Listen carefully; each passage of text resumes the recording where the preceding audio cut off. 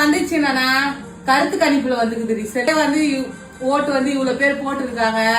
இந்த கட்சிக்கு வந்து இவ்வளவு பேர் ஓட்டு போட்டிருக்காங்க. இந்த கட்சிக்கு வந்து அவ மாமா ஓட்டு பத்தியா 125 145 ஐயா அது வந்து 65 80 அண்ணன் பாக்கலாம்.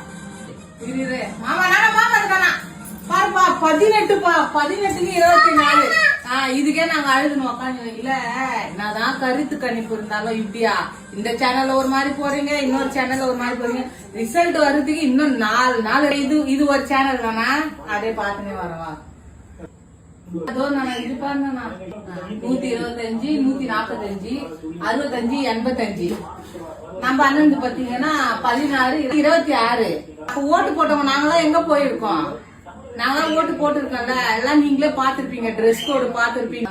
கருத்து கணிப்பு தான் 4ஆம் தேதி தெரிய போகுது. கருத்து 75 95 128 இதெல்லாம் பார்த்து வந்து யாரும் முடிவு எடுக்க வேணாம். நம்ம அண்ணனை வந்து நம்ம வரணும்ட்டு நம்ம அண்ணனுக்கு ஓட்டு போட்டிருக்கோம்.